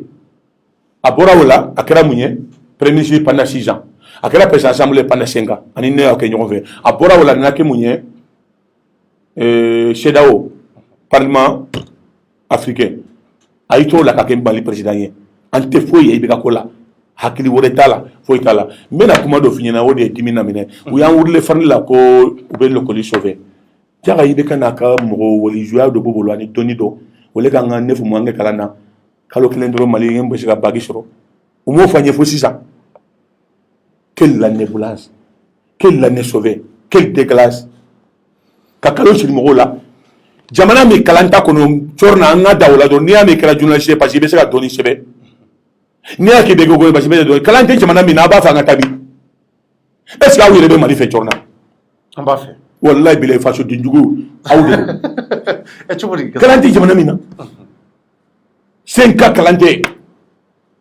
o jamana bɛ taa min i bɛ k'a yɛrɛ pour rappeler a 14 il paraît ka delila k'a fɔ ko fantandenw n'an ma sɔn kalan ma an denw bɛ taa kalan kɛ ka n'aw mara effectivement a b'a fɛ an ka to faciɲɛ de la régime la dɔrɔn voilà un peu an ka bɔ nin sujet kɔnɔ et je crois que i bɛ ka n b'a ɲini minnu bɛ bɔ an b'a ɲini médiateurs fɛ u ka sabali mɔgɔ min b'a fɛ ka bori n'i ye busan ka babɔrɔ la a tɛ teriya wa u kana bila ko dɔ la u ka sabali maliyɛn minnu bɛ yen bi ko i bɛ ka taa o ka ca n'u ye dɛ Gassama n ka delila ka yɛrɛ ka vidéo kɔrɔ dɔ ye e ko ko i ka ɲi i bɛ ka yɛrɛ kɛrɛfɛ très bien c'est-à-dire ko i k'e muru tigɛ merci i b'a tigɛ yan fɛ merci la question cɔrɔna journaliste b'aw dɔn nin ye a tɛ ɲinɛ fɛ ko n bɛ nin jaabi sisan a ye fɛn dɔ kɛ n b'a yɛrɛ merci parce que nous a yɛlɛmanen depuis le temps colonial cɔrɔna an bɛ ji ɲini bɔrɔkɔ ɲɛ 200 de mais doucement maintenant ala y'a kɛ a ye ministre dɔ nommé Malik Al-Hussein o taara ji ɲini yɛlɛmanen a ye ji sɔrɔ a ji bɛ yɛlɛmani dafu dugu bɛ yɛlɛmani dugutigiw la u ma sara ne la mais ma ji très malin an ko le kan député fɔra député to in ko k'ale tɛ taga parce que u ma sara ne la n ko non n'an ka député ko n'an ka dugutigi 80 nana ko hɛrɛ kɛr'u ye on est leur avocat on est leur défenseur porte-parole ne bɛ bila u ɲɛ ne y'u fanda ni 500 ani tora ye u sɔnna an taara Kuluba ne de bi bɛ ka la ne remercie j'ai dit merci Ibeka pourquoi n bɛ remercie parce que sans toi Malik Al-Hussein ne peut pas être ministre de l'énergie et de ka sababu y'a to an ye ji sɔrɔ n b'i fɔ o la mais n ye mun fɔ a la i filɛ ka o de fɔ n ko i bɛ ka ɲi fɔ bi a derrière f'a bɛ yɛlɛ a ye sɔrɔ k'a da firifiri n ko attention ne ye muru da 2 de ye dɛ n y'i fɔ bi mais an filɛ o de la bi i n'a fɔ n b'a k'a massacrer cogo min na k'a ka sɔn jugu min fɔ c'est ça hɔrɔnya ye o de ye o ni mɔgɔ ye mun kɛ don min i b'a fɔ mais n ko a ma i bɛ ka ne nin ye fɛn gɛlɛman bɛɛ kɛ cɔrɔ na i bɛ ɲininka bi n b'a fɔ palan dɔ kan ne ni i bɛ ka de tun bɛ na bi avion kɔnɔ ɲɔrɔ sira la ne ni i bɛ ka de taara Beyrouth an bɛ faso ka dugu la y'an ta kɛ k'an bira an kɔnɔ k'a ni mun ni Musa Jawara kɛlɛ il était son garde kɔrɔ i bɛ ka taara yira espoir 2002 fɛ ne de taara la Kunus tora logement Teresa ka taa f'a ye ko i trahilen don n tɛ don o la bi parce que an bɛ fasi wɛrɛ kan moi je suis un ami de Ibeka mais mɔgɔ min bɛ tiɲɛ fɔ Ibeka a t'i fɛ a tɛ mɔgɔ lamɛn a t'a fɛ i ka tiɲɛ fɔ a ye n ko ne ka ɲi kɛrɛfɛ ne ka ɲi a kɛrɛfɛ mun na n kɔrɔkɛ dɔ an ka di n cousin dɔ i bɛ se ka tiɲɛ fɔ a ye mɔgɔ sɛnɛfu de bɛ se ka tiɲɛ f'i ye o c'est pour ça que n'i b'a kɛrɛfɛ n b'a fɔ maninka k'i bɛ nalimaya min na nin man ɲi ma dɛ a ye défaut caman kɛ il n'est pas de conseil i bɛ ka taa kasi ko Jesse Charlie an ka mɔgɔ bɛ sa don o don ça c'est une faute i bɛ ka gagner deuxième tour la a ka kɔrafɔlaw ta ka taa premier voyage kɛ Mauritanie cɔrɔ na i b'an bila i bɛ kala dɛ i bɛ ka jugu de ye n b'a bɛɛ fɔ an ka bɔ o la i bɛ ka taa k'a bɛ taa Umaru Bongo ka saya 10e année fêtée Gabon Congo b'an ka jamana la est-ce qu'il a bon conseil ni ne tun n b'a fɔ président kana kɛ d'accord voilà un peu pourquoi i ye question min fɔ muru da fila question ɲɛmɛ maliyɛnw n b'a tɔgɔ juman fɔ mais n'i y'a sɔrɔ n b'a susu filanan fana n ka ɲa kɛrɛfɛ n cousin dɔ n kɔrɔkɛ dɔ n teri kɔrɔ dɔ n bɛ se ka tiɲɛ f'a ye ko ni jugu tɛ se ka tiɲɛ f'i ye i teri tɛ se ka tiɲɛ f'i ye k'i jugu sara ka tiɲɛ f'i ye voilà un peu n natalen tɛ foyi la sinon ne tɛrɛmɛra jusqu'à 1 milliard pour que ne ka taa i bɛ ka régime la ok donc 1 milliard ka se k'i di ne ma 1 milliard ne tɛrɛmɛra jusqu'à 1 milliard k'e ka taa kɛrɛfɛ ko n ka taa i bɛ ka RPM kɔnɔ mais ne ko non n bɛna fɛn dɔ fɔ n ye plateau in kan ne tɛ fama fila ban n kana kɛ silamɛ bɛ kɛ hɔrɔn ye ne de ye Soumaïla Cissé poussé le temps de Adama Kaka yɛrɛ créé je suis premier député à démissionner avec Soumaïla i bɛ se ka mɔgɔw yɛrɛ ka cogo di Soumaïla kelen bɛ politique la ko ne ka bɔ ka taa parti wɛrɛ la ni n b'o kɛ dɔrɔn ka taa n bila Sotiba Kabrousso la je vais pas faire c'est ça que je dis je maintiens je suis RD je vais rester RD et je vais mourir à RD Soumaïla n'a muso bɛ se ka bɔ RD kɔnɔ ne tɛ bɔ a kɔnɔ d'accord o faamuyara maintenant Musa Timini kɛra wasabulon ye i yɛrɛ da sera ma a fɔra ko kɔsa in na bolen b'a fɛ k'a ye kuma dɔ fɔ fo maa minnu ye taama kɛ ko olu bi jate i b'a fɔ terroriste n t'a dɔn n'i ye kuma in mɛn a kuma carila oui n bɛna fɛn dɔ f'i ɲɛna n bɛna fɛn dɔ f'i ɲɛna sanda dɔ n kan tɛ Musa Tɛmɛni ma n bɛna sanda de fɔ n'a taara fan fɛ fana a taara fɛ ko fɛn fila bɛ yen mɔgɔ k'i yɛrɛ kɔlɔsi a fɛn fila la i taamatɔ wala diɲɛ kɔnɔ n'i tɛ ɲa diɲɛ kɔ i ni duwawu den ka jɛ i bɛ dɔɔnin sɔrɔ a ka duwawu la mais ni tɛ ɲa i ni mɔgɔ bɛ jɛ ni dangaden jɛra a b'a ka danga dɔ si la ni dangaden kɛra taama ɲɔgɔn ye n ko bala o bala o ye bɛ ka sɔrɔ fɛn fɛn kɛra o tɛ o n ko a bɛɛ wulila Musa Tɛmɛni ka nomination de la k'a diyagoya Eli commune 5 donc e bolo ni Musa Tɛmɛni bɔra yen attends non c'est trop tard laissez-moi terminer Tchorna mɔgɔ bɛ ne de lamɛn e bɛ question de poser maliyɛnw bɛ ne de lamɛn d'accord balaw bɛ bɔra yɔrɔ jumɛn na Musa Tɛmɛni k'a diyagoya Eli commune 5 a y'i to la tuguni k'a diyagoya Eli comme le président de l'Assemblée mais jɔn de ye IBK fɛɛrɛ n ko Musa Tɛmɛni de ye IBK fɛɛrɛ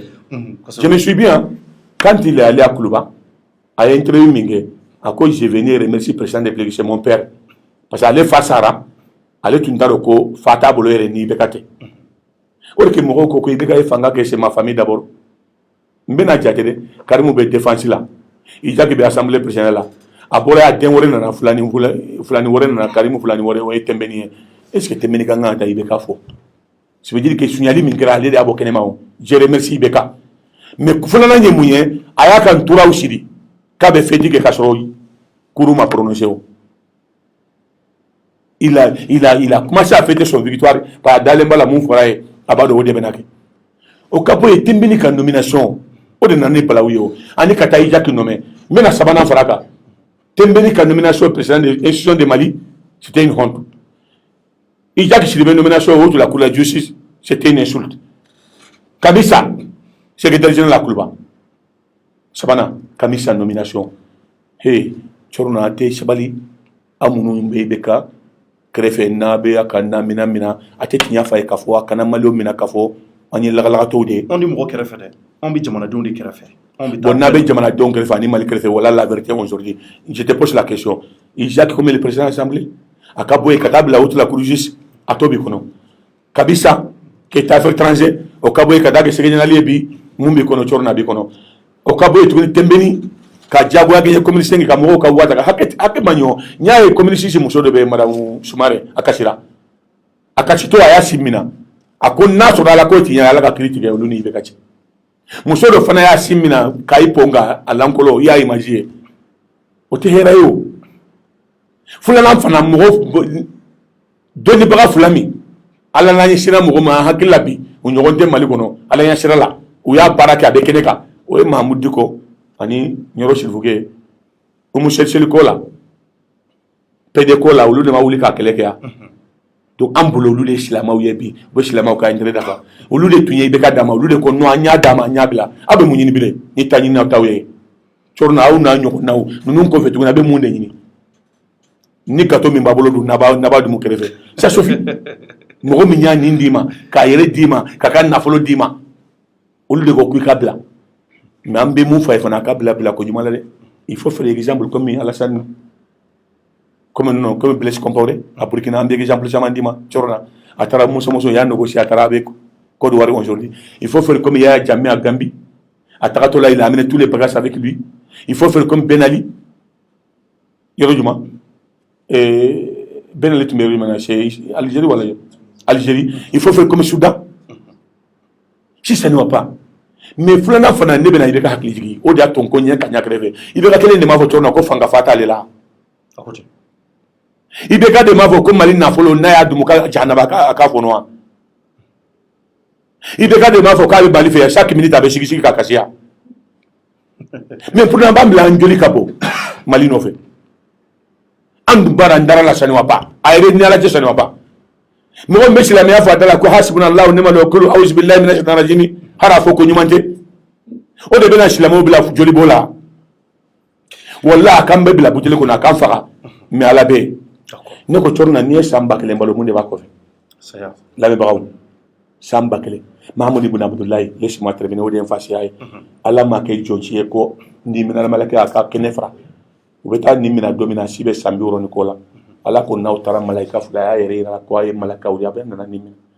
an n'a ka tɛrɛmɛ n'a sɔnna caya ma u ye kɛnɛ fara a ko mais ala ko k'a ka ne ɲininka ni sɔnna saya ma ko ye ko tuma na ka taa u y'a ta san 100 fo ka taa jɔ san 1000 i ko ala y'o de fɔ n y'a sɔnna san 1000 u y'a sɛbɛn u bɛ na kɛnɛ fara dɔrɔn ala ka jɔ ɲuman in y'a kɛ tan o tɛ ne ni ɲɔgɔnna ye cɔrɔna a y'a kunbiri dɔrɔn 5 minutes a miirila ko yala san 1000 kɔfɛ mun de bɛ yen ala y'a jigin hakili la ko saya don a ko ma ko ka segin ka na a ko mais aw sɔnna ne ka san 1000 balo wa ko yala mun ka bɛ nin minɛ ko ni ka saya kelen don a ka nin minɛ jito tɛ nin don n'a ka di o ye ne kana bɔ yan de i ka sɔn kan kɛ buteli kɔnɔ kul il haqqa wa law kana murra kul il haqqa wa law kana abika kul il haqqa wa law kana nafsika i bɛ ka yiri ko nama tiɲɛ fa ye silamɛ tɛ yan fa ma y'a to an ka tiɲɛ fa ye taa ɲininaw komi koyitaw koyita de b'a fɔ mɔgɔw ɲɛna ko minisiri kɔrɔ minnu tun b'a fɛ k'olu ye intérêt ko de ye koyita i yɛrɛ di maliyɛnw ma mais i bɛ bɔ miseli wo fɛ koyita an ɲa de bɛ place ɲini de i b'a fɛ ka don gouvernement kɔnɔ mais an b'a lajɛ tuguni ala ka ni kisi n'a sɔrɔ mali président ɲa e bɛ don a kɔnɔ ko e bɛ na kɛ ministre des Maliens de Séré wala ministre de comment jeunesse ye c'est pas possible c'était une honte pour les Mali. D'accord. Ni question min bɛ an bɛ d'accord donc maintenant yan'an ka se Sumala ka dossier ma ne bɛna question mun poser kun rapidement jɔn de bɛ se ka Mali mara sisan i bolo. Bon i y'a dɔn cɔrɔna tiɲɛ journaliste ninnu aw ye mɔgɔ min ye o le ka kɛ énergie ye pompier ka tasuma faga a bɛ tasuma de minɛ ni mɔgɔ k'i ma sisan ko karisa de ka kan ka Mali mara donc vraiment Mali ko tɛ hami ye quoi an ma s'o ma quoi. An ma s'o ma. Non. donc mɔgɔ tɛ n bɛna fɛn o de ye n fasiya ye n ka kɔlɔsi bɛ nin n k'a jirila a bɛ n bolo yan i tɛ jufa yan nɔrɔ la o de ye n fasiya ye ala ko ale de bɛ fanga di Allahumma maliki mulki tu'ti man tasawwur tanjil mulki mimman tasawwur mɔgɔ tɛ fanga di mɔgɔ ma o ala de b'a di n bɛna exemple de ma nin i bɛ ka kɛlɛ ye n m'a f'i ye n ko dɔw ko k'a tɛ se ka hali a ka du mara surtout Mali Alpha ko on peut être bon premier ministre on peut pas être bon président a kan bɛ jɔn ma c'est i bɛ ka aujourd'hui a bɛ Alpha kelen in fana jarabi k'a ka kuma a tɛ kuma parce que a y'a fɔ aw ɲɛna a ko i bɛ ka ciden ɲuman de ye n'i y'a ci a bɛ se ka taa ci fɔ ka ɲa mais il peut pas décider an t'o de kɔnɔ bi wa aujourd'hui an bɛ mun na dɔrɔn an ka fanga ka d'a ma mais ni mɔgɔ min ko karisa n'i ye ne ɲininka n bɛ n diya ko fɛ i bɛ kan ka dɔn n b'a fɛ mɔgɔ min ka k'a ye o mais c'est pas ça il s'agit de Mali an ka sigi k'a fɔ ko i bɛ ka yɛrɛ a ma sɔn k'an ka da bɛɛ jɛ fanga la wa mun na a ma sɔn depuis au début a delila ka kuma dɔ fɔ n b'a rappeler han ko ale ka fanga tɛ kɛ ka tɛmɛ n'a ye ka partager ko n ka fanga tɛ kɛ ka tɛmɛ n'a ye n y'a hakili jigin n ko a dɔ ba ye bɛɲɛ yira a y'a partager o y'Amadu Tuma Ture je vais te donner un exemple en 2002 ni de kɛra o Soumaïla seginna Mali ko la ye an taara vote la an n'i bɛ ka parti signé ko en cas de deuxième tour mais i taara Gabon a y'an janfa a farala IBK kan a TT kan en 2002 Soumaïla y'a ta ni ala ye mais jɔn kɛra troisième ye finali jɔn y'a to cɔrɔna ni hakili b'a la en 2002 c'est pas TT ye Soumaïla IBK ye troisième a farala IBK kan a TT gagnera mais a TT ye mun kɛ n'a b'a fɛ jamana ka basigi bravo a TT merci mon journal a TT de bɛ Mali fɛ ala ye kiiri tigɛ IBK de ye putschiste yɛrɛ ye o n bɛn'o f'i ɲɛna ale de ye coup d'état yɛrɛ préparé o coup d'état kɛlen président taara jɔn ka da la dans une heure de temps bɛrɛ wurusu taara ka daminɛ a ka mɔgɔ kelen marqué ni ministre la mais tout le monde a eu des problèmes o ka bɔ yen a TT ko a ko n tɛ se ka jamana gérer n kelen mɔgɔ 3 bɛ yen sans eux n dɔgɔ a y'a fɔ ne de ye n bɛ segin a la a bɛɛ bolo dɛ a ko n bɛ Soumaïla bila ka taa IMOA la Yunusu ka place la quelques mois après n bɛ feere bɛ ka kɛ IMOA président n ye vu pays a ko n bɛ IBK de l'Assemblée la à l'époque moi j'ai parti la campagne pour Muntaka Tall j'ai eu 85 députés de signature lendemain n'an donna salle kɔnɔ Muntaka qui va être espoir 2002 n ko n taara secret min fɔ IBK ɲɛna o de filɛ nin ye a TT ye ne wele ko n dɔgɔ Taga Kuluba den Asaridi a ko n ɲa bɛ mun na n ko président on a fini hein voilà les signatures de 80 députés n t'a dogila fana n ye wari de da bɛɛ ma han i wari de da bɛɛ ma je le dis clairement n b'o f'i ye plateau kan n ko 85 députés on va voter pour Muntaka a ko n dɔgɔ sabali a to ye Mali ka sumaya n ko mun na a ko n tɛ se ka jamana gérer sans 2 personnes sans Soumaïla sa IBK n k'i bɛ mun kɛ a ko n bɛ Soumaïla bila IMOA la n bɛ IBK kɛ assemblée président dɔgɔ ngote dawla da ko e posante ke jamana kono ngo president yi ta fa pasi jala de an waraba be assemblée la be subaga de ki be ngam ke ante akondo ni ma kule dabla ka fo matu hari ne ay mbolo do li da kono c'est ça la vérité. D'accord. Tinya fo har nabi re kunga e posante mi ateti la ibe ga tunde kule la ko ay posanya saki mo abe wori ke boro kono ga dama abe saki mo abe wori ke boro kono ga dadi be kama akela Soumaïla Traoré imola ibe ga président assemblée ay mon ke ministre il a gouverné avec tout le monde. No président hari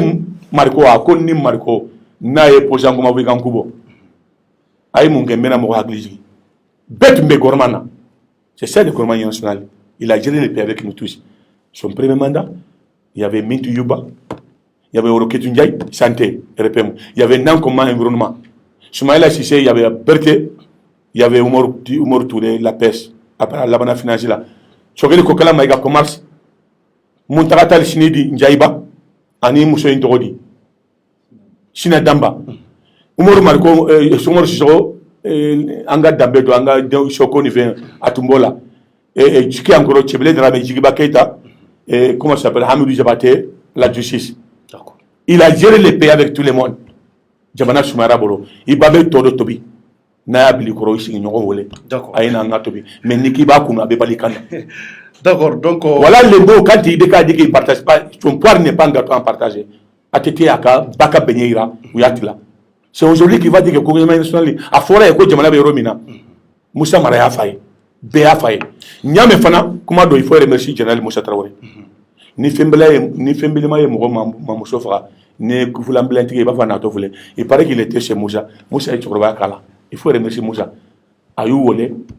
ou Yafaye Kaka Dadouala. Aïe nous nous et Moussa Gimoro. On a 20 heures. À contact de Raoulé, Nyada Bakama, Ibeka Fanatoro. Il est Nyosoro. Il a connaître les médiateurs. Mais il a dit à Ibeka, il faut écouter ton peuple. La délégation est Moga. Ok. À qui peuple la main. D'accord. Je vais revenir un mot qui est important. Issa Kaoudjou Masera Djabi. Amadou Koïta Ko Issa Kaoudjou Mako. Mahmoud il a jamais dit qu'il faut qu'il démissionne. Mais il n'est pas intelligent. Moi, j'ai plus intelligent que lui. J'ai plus que je connais quelque chose. Quand il Mahmoud Kokama, Mbani ni fait peuple la main. Ça veut dire quoi? Il n'est qu'à nous donner un il faut y voler à l'état tout là. À comme mon fils, mais mon il fait une égale de un ça veut dire quoi? Et bah, ça mon bref. Bon, la position de Issa Kaoudjou, c'est la position de qui? C'est pas Mahmoud Digo? D'accord. Donc, Gassama, maintenant, Eric entend que mais on sait qu'à fin date où tu là, n'a pas minute qu'il dit mon soumet la Kakoka. Parce que, Ragelen, il y a soumet la qui fait maille, Nico URD. Il faut soumettre la Sissi. Soumettre la Sissi tourner ni Sandien, il y a que les pichets qui en est donné. Donc, quand ça y a un broca, Jana, Nyamgo Ereka et Crofome à la, à Koko, soumettre la Sissi, Ko Uba Kokalama. Kabi Kenela. Donc, Inch'Allah, quand club n'a doute, non. Maintenant, mi fiye chorna. Donc, minute kele la ebisa. Awu intellectuel bolo. Oniso jakula ebisa kam. Malion bu konfe, bebe ni jate mena konye konfinde. Na la ni ler kelenge ya ni kana nyinga notu be préparé. Question par question en arabe. Qur'an be ngol la mbasi belige. D'accord. En calendrier que mes sabani ko de tomber, ma clé de pêche bella ka temenga. J'ai fait tout le monde note en arabe. Mbo fina ode en fashi hay. Mbena mi fiye Soumaïla ko aglera. Mais mbena tinya fiye bi. Tinya de ala taye. Soumaïla te chebolo,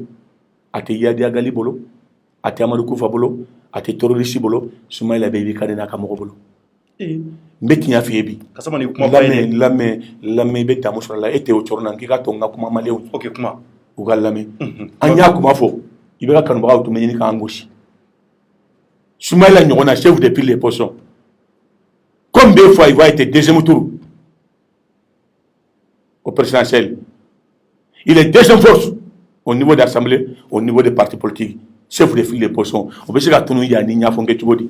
mais pourquoi il est Fanabo? Laissez-moi terminer. Tchorna, quel a me sujet là-bas? Quel a Mbideli? Ok. Journaliste Bétandabe me retrouve. Il avait paniqué. Comment savez que Soumaïla Bessiga Tounou Yanina Fongé?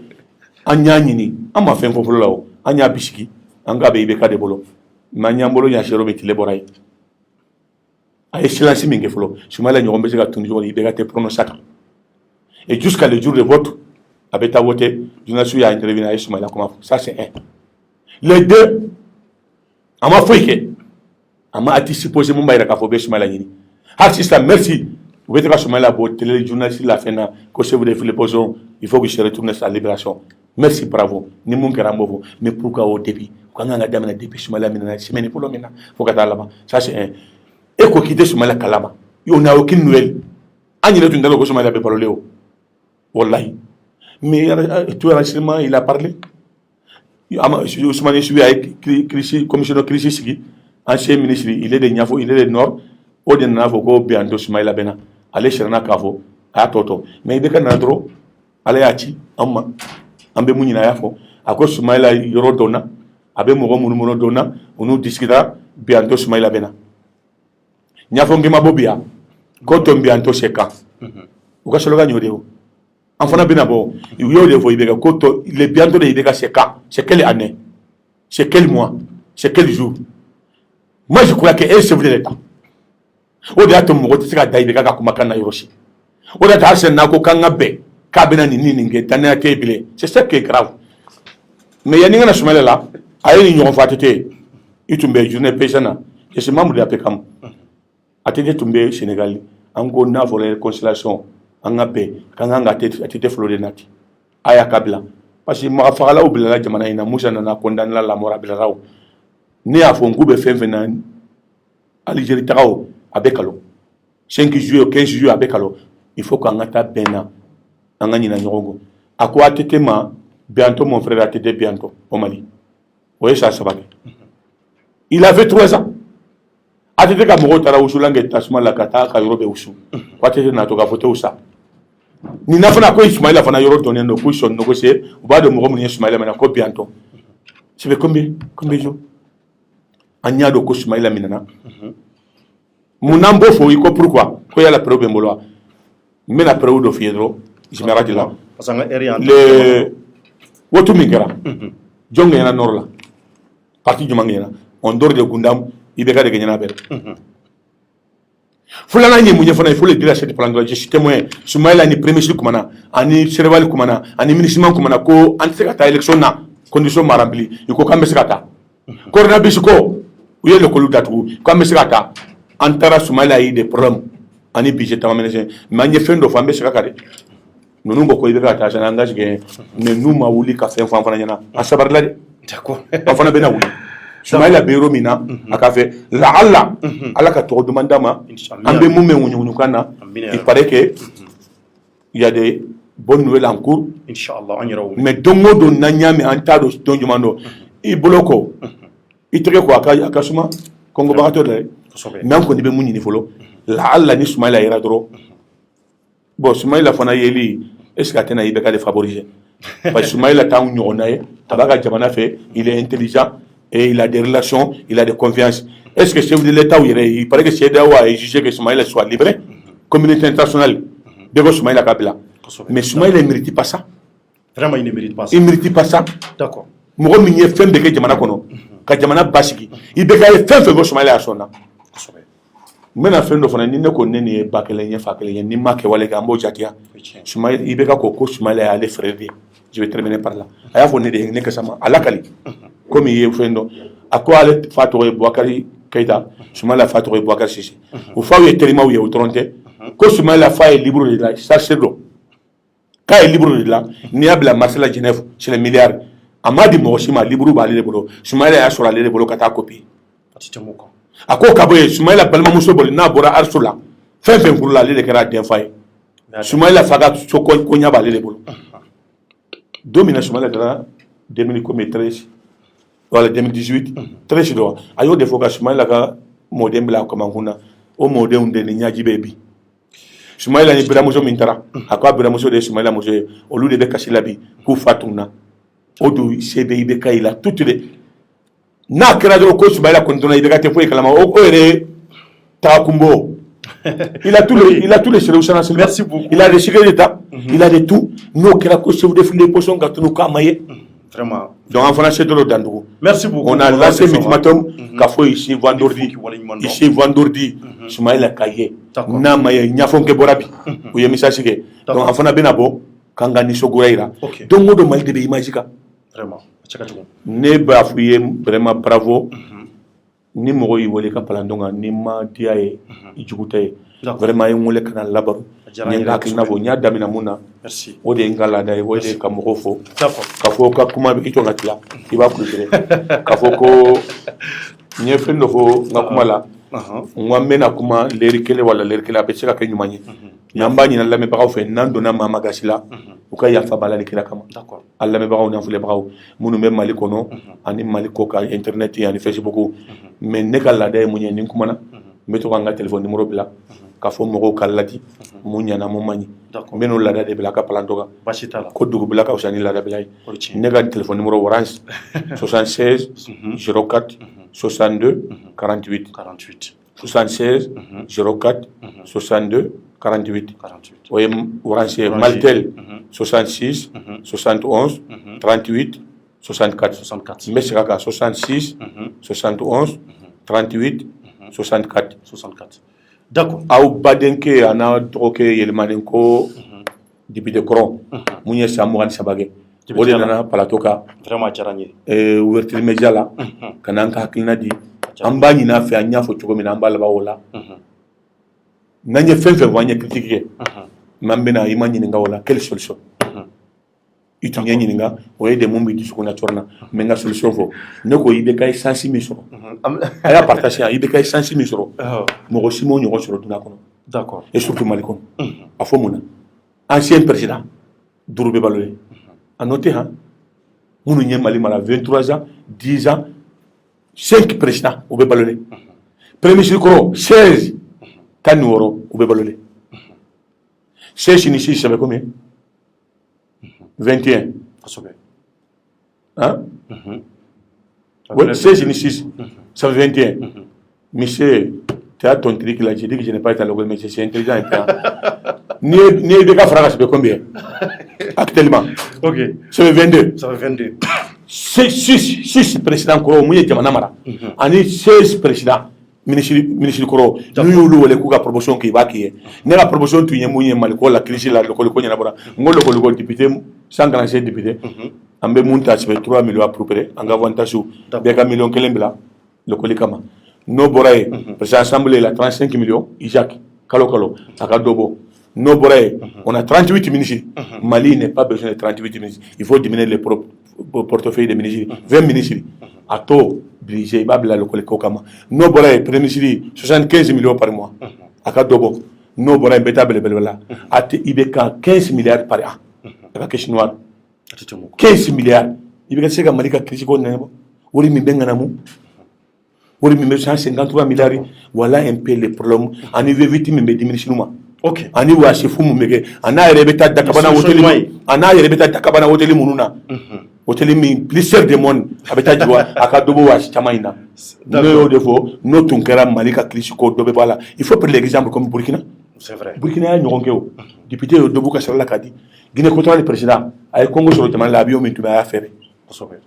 aw denkɛ n'a balimakɛ dɔ honorable Mahamadu Hawa Gassama a bɛ tɛmɛ ta k'an ka kumaw tɛntɛn ni mun ka ɲi a b'u bila kubeli kɔnɔ kuma bɛɛ ɲɛna saki kɔnɔ ni mun ma ɲi a b'u bila kubeli kɔnɔ kuma bɛɛ ɲɛna bye bye merci beaucoup inshallah an tɛna fami ma tuguni Mahamadu Gassama an b'i fɔ k'i waleɲuman dɔn ka dugawu kɛ hali bi Ala ka sini kɛnɛya d'i ma Ala k'i mɛn an kɔrɔ n'an mago b'i la waati o waati ouverture média la an b'i wele ka na nka f'i k'a dɔn kunnafonidilaw kan ka kɛ camancɛ de la hali bi mun b'a to an ka se ka jamana d'accord donc maliyɛnw an bɛ aw fɔ ka waleɲuman dɔn mɔgɔw tun bɛ k'an lajɛ diɲɛ yɔrɔ o yɔrɔ an bɛ bɛɛ fɔ maliyɛn cɛman ni musoman maliyɛn faama ni fantan an bɛ bɛɛ fɔ k'a fɔ hali bi jamana in Ala k'a taa ɲɛ Mahamadu Awa Gassama ale de tun b'an bolo bi donc an y'a interviewé yɛrɛ bɔra ka caman faamuya la inshallah donc don nataw la an bɛna wele tuguni nka sini inshallah ani Musa Mara bɛ sɔn ka kari ɲɔgɔn na sini donc ouverture média la bravo Musa Mara donc sɔɔni ni ma fili ani Yakuba Dukure ni ma fili an n'ale fana kan ka kari ɲɔgɔn na sɔɔni ouverture média kan hali bi donc an bɛ dugawu kɛ jamana in hali bi Ala ka jamana in taa ɲɛ Ala ka Mali bɔ nɔgɔ la aw denkɛ ani aw balimakɛ don Cɔrinon Ndiaye ouverture média la a k'an bɛn waati wɛrɛ au revoir